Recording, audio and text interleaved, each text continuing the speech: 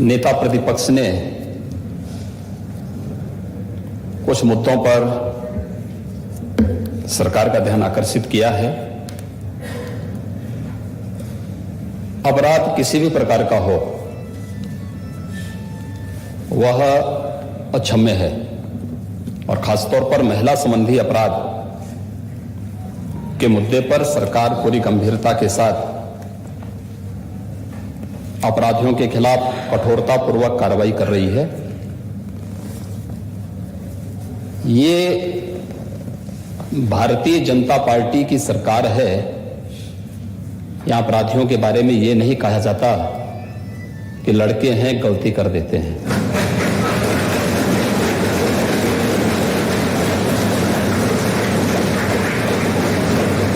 अगर अपराधी है तो कोई भी है, वो जीरो टॉलरेंस की नीति के तहत ही कार्रवाई होती है।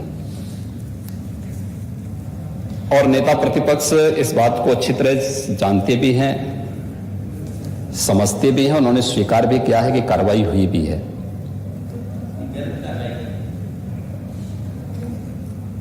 क्योंकि आप तो हर उस अपराधी का समर्थन करते हैं जो प्रदेश में अराजकता के पर्याय थे, गुंडागर्दी जिनका पेशा बन चुका था। विगत 5 वर्ष के अंदर प्रदेश के अंदर कानून व्यवस्था और सुरक्षा के बेहतर माहौल ने ही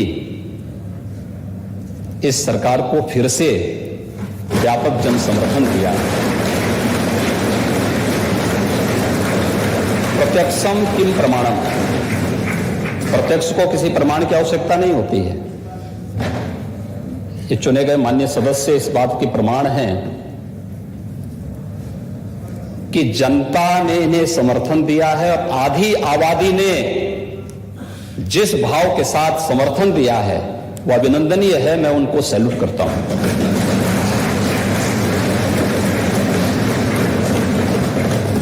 महोदय, पिछले 5 वर्षों के अंदर भी सरकार ने जीरो टॉलरेंस की नीति के तहत ही कार्रवाई की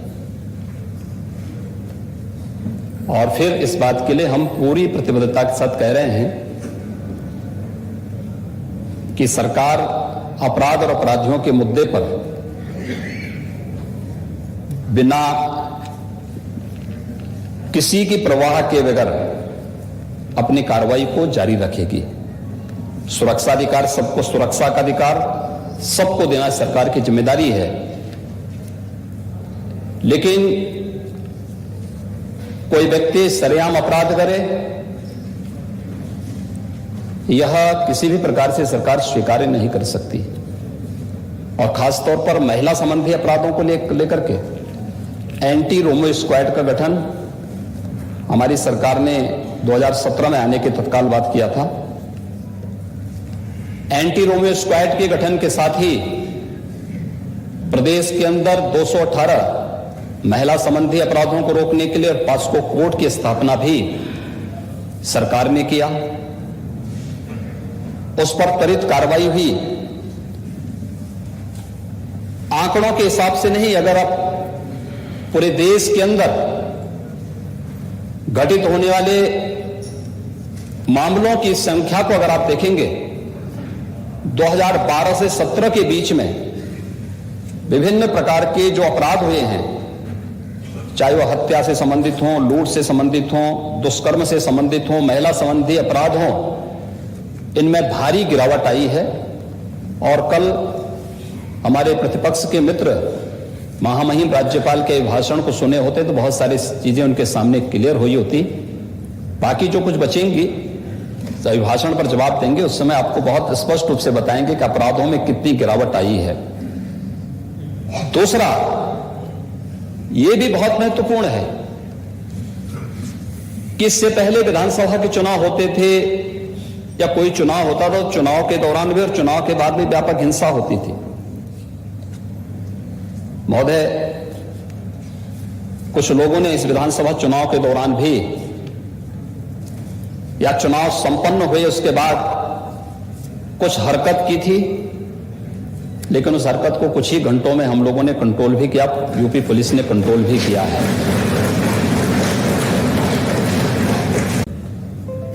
और नई सरकार के गठन के बाद रामनवमी के अवसर पर देश के अंदर 7 राज्यों में दंगे हुए, यूपी में कोई दंगा नहीं।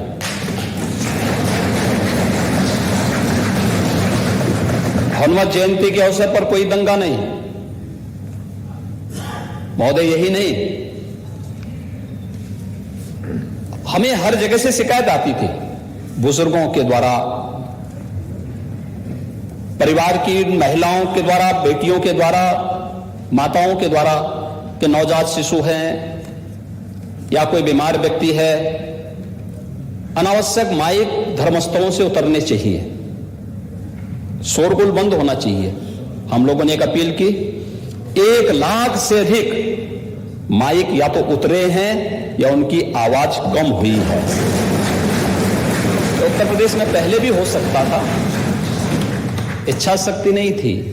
हर एक कार्य को वोट बैंक के नजरिए से देखने की जो प्रवृत्ति है उसने नहीं करने दिया, और शायद इतिहास में पहली बार हुआ है और उत्तर प्रदेश में हुआ है कि अलविदा की नमाज भी सड़कों पे नहीं हुई है। ईद के अवसर पर सड़कों पर कोई अराजकता नहीं हुई, शांतिपूर्ण तरीके से पर्व और त्योहार मनाए गए। सरकार ने कहा कि सबको सुरक्षा देना हमारा दायित्व है, सुविधा देना यह भी सरकार का कार्य है। हर पर्व और त्योहार को शांतिपूर्ण और सौहार्दपूर्ण तरीके से मनवाने में हम योगदान देंगे। और मैं अभिनंदन करूंगा उन सभी धर्मगुरुओं का जिन्होंने उत्तर प्रदेश की कानून व्यवस्था के साथ साथ शांति और सौहार्द के इस अभियान को आगे बढ़ाने के लिए अपना योगदान दिया। और मुझे लगता है कि उत्तर प्रदेश आज देश के अंदर एक नजीर माना जा रहा है। 2000 करोड़ रुपए से अधिक की माफियाओं की संपत्ति जब्त हुई है, यह पहली बार हो रहा है। और इसलिए महिला सुरक्षा का मुद्दा हो, 25 करोड़ नागरिकों की सुरक्षा का मुद्दा हो, या फिर प्रदेश की बेहतर कानून व्यवस्था, इस सरकार की प्राथमिकता का बिंदु है। सरकार जीरो टॉलरेंस की नीति के तहत इन सभी मुद्दों पर कार्य करेगी। जिन घटनाओं को उल्लेख यहां पर माननीय नेता प्रतिपक्ष ने किया है, इसमें से बहुत सारी चीजें सामने आई हैं। जैसे सिद्धार्थनगर में माननीय नेता प्रतिपक्ष गए थे, क्योंकि इसमें तो बहुत सारे लोग हैं जो प्रदेश की कानून व्यवस्था पर उंगली नहीं उठा सकते थे। वे लोग अब कुछ ना कुछ षड्यंत्र तो करेंगे, क्योंकि पब्लिक ने उन्हें इस लायक छोड़ा नहीं कि वे कुछ कर सकें, तो अब वह कुछ ना कुछ षड्यंत्र तो करते हैं। महोदय, पुलिस पार्टी के जाने के बाद जितेंद्र यादव नाम के एक व्यक्ति ने वहां पर गोली चलाई थी और एक मुस्लिम निर्दोष महिला को वहां गोली मारी थी, वो पकड़ा गया है। और ऐसे अपराधियों के खिलाफ बहुत सख्ती से निपटने की कार्रवाई की छूट भी प्रशासन को दी गई है। यही नहीं, ये पहली बार नहीं हुआ। मुझे याद है 2017 में जब हमारी सरकार का गठन हुआ था, तो उस समय आजमगढ़ में जहरीली शराब से कई मौतें हुई थी। और जहरीली शराब से कई मौतें होने के बाद हम लोगों ने जब उसकी तह में गए तो कौन वो व्यक्ति है, क्या यह सच नहीं था कि जहरीली शराब से निर्दोष लोगों को मारने वाला व्यक्ति समाजवादी पार्टी से जुड़ा हुआ था?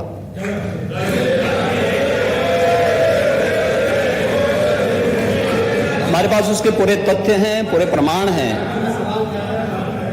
और मैं उसका नाम बोलूंगा तो आपको और बुरा लग जाएगा। नाम मत लेने दीजिए। नहीं महोदय, अगर नाम ही लेने माननीय सदन के नेता को, तो पिछले 5 साल में इस तरह के काम से जुड़े हुए सबके नाम लेते। और मैं हम सबका नाम लेंगे ना। आपको रोका किसने है? आप मुद्दे सदन है, आपको रोका किसने है? हम नाम दीजिए, सबका नाम देंगे। चिंता मत करिए। सिद्धार्थनगर की घटना उठाइए ना, पुलिस की गोली से मारा गया है, बात हो जाए माननीय, लेकिन परिवार को मैनेज करते हैं ये लोग। माननीय मुख्यमंत्री जी की बात आई, उसमें आप एक जिम्मेदार व्यक्ति हैं, प्रदेश के पूर्व मुख्यमंत्री रह चुके हैं, और पुरानी बात नहीं। आपको इस बात को ध्यान रखना होगा कि जो घटना सिद्धार्थनगर के अंदर घटित हुई है, उस घटना में देखिए कोई भी व्यक्ति आज के दिन पर घटित होने वाली किसी भी ऐसी आपराधिक घटना को छुपा नहीं सकता है। हर एक इस प्रकार के मामलों में एक बोर्ड गठित होता है, वीडियोग्राफी होती है, एफएसएल की पूरी रिपोर्ट और बैलिस्टिक जांच भी इसके बाद होती है। और उस सब में ये तथ्य सामने आए हैं कि पुलिस की गोली से नहीं बल्कि एक अवैध असले से वो हत्या हुई है। दोनों के उसमें अंतर होता है और एक जिम्मेदार पार्टी से होने के नाते आपको जब सदन में इस प्रकार की बात करते हैं तो कोई ऐसी बात नहीं बोलनी चाहिए जो एक फोर्स की और पुलिस बल के मनोबल को तोड़ने वाली हो। अपराधियों के खिलाफ कार्रवाई की बात होनी चाहिए, अपराधी कहीं भी हो, कोई भी हो, उसके खिलाफ कार्रवाई की बात तो होनी चाहिए, लेकिन कोई ऐसी बात हमें नहीं कहनी चाहिए जो प्रदेश की सुरक्षा पर और एक जिम्मेदार पुलिस बल पर उंगली उठाता हो और उसके मनोबल को तोड़ने वाला हो। यह हमें हमेशा ध्यान रखना होगा। और दूसरा, अन्य जिन मामलों में भी बातें हुई हैं, हर एक मामले में अपराधियों के खिलाफ कार्रवाई हुई है और सरकार फिर इस बात के लिए आश्वस्त करती है पूरे सदन को कि किसी भी अपराधी जो अपराधी होगा उस अपराधी के खिलाफ सरकार की जीरो टॉलरेंस की नीति के तहत ही कार्रवाई होगी। इसमें किसी प्रकार का कोई संदेह किसी को भी नहीं होना चाहिए। मैंने माननीय नेता प्रतिपक्ष को सुना, माननीय मुख्यमंत्री को सुना। सवाल यह है कि महिलाओं के ऊपर अपराध होने में यूपी कहां खड़ा है?